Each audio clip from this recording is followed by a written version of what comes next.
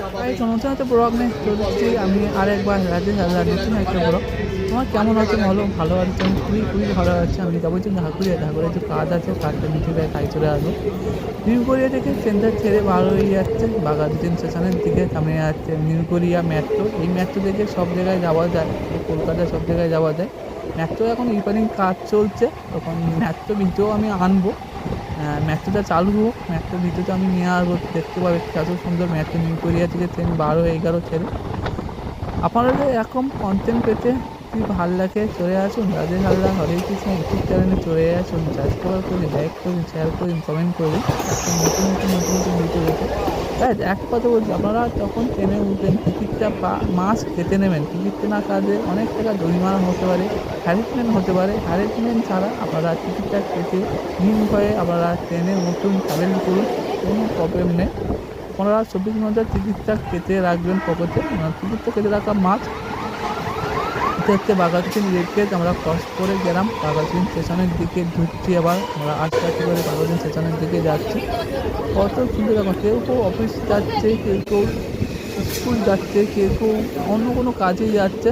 এই ট্রেনে নানা রকম প্যাসেঞ্জার আছে, নানা রকম প্যাসেঞ্জার ট্রেন করে ট্রাভেল করে। অনেক অনেক ভালো, অনেক ভালো, অনেক ভালো। আপনারা যারা কলকাতা বাইরে দেখছেন, আমার এই ভিডিওটা দেখছেন, আপনারা কলকাতাতে আসুন, দক্ষিণ চব্বিশ পরগনা কলকাতাতে আসুন। আপনারা দেখুন কত সুন্দর কলকাতা, দক্ষিণ চব্বিশ পরগনা কত সুন্দর ভালো, কত সুন্দর ভালো, অনেক ঘোরার সব কিছু আছে। বাঘাযতীন স্টেশনে ট্রেনটা দাঁড়ালো। এবার বাঘাযতীন স্টেশন থেকে ট্রেনটা ছেড়ে বারোই আছে যাদবপুরের দিকে। দেখুন গাইস কত সুন্দর বাঘাযতীন স্টেশন, প্রচুর প্রচুর প্রচুর বড়। আগেকার থেকে অনেকটা উন্নতি হচ্ছে এদের যে বাঘাযতীন টিকিট কাউন্টার ঘর। অপূর্ব অপূর্ব অপূর্ব অপূর্ব জায়গা গাইস। আপনারা সব কেমন লাগছে বলুন, কমেন্ট করে জানান আমাকে। কেউ কেউ বাঘাযতীন নামে অফিস যাওয়ার জন্য, স্কুল যাওয়ার জন্য বাঘাযতীন স্টেশনটা ছেড়ে আমরা বারোই যাচ্ছি যাদবপুরের দিকে। যাদবপুর থেকে আবার অন্য একটা ব্লক আসবে, যাদবপুর টু ঢাকুরিয়া আসবে। ওই ব্লকে আপনারা পাবেন এরকম একটা নতুন একটা কন্টেন্ট ব্লগ। আপনাদের এরকম নতুন ভিডিও আর কন্টেন্ট আনতে পারছি, বেশ কেমন লাগছে আমাকে কমেন্ট করে বলুন।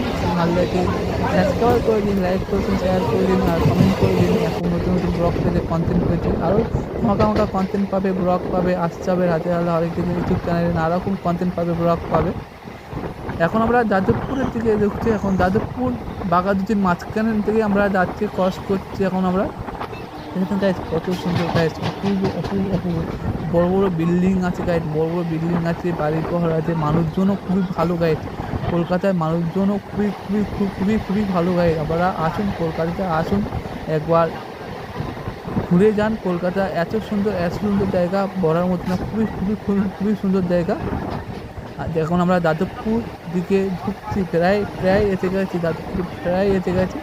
এই যে দেখতে পাচ্ছি এখানে যে যাদবপুর ঠাকুর তৈরি হয়, এখানে ঠাকুর তৈরি হয় খুব সুন্দর সুন্দর ঠাকুর তৈরি হয়। তারা যদি ঠাকুর কিনতে চান এখানে চলে আসবেন।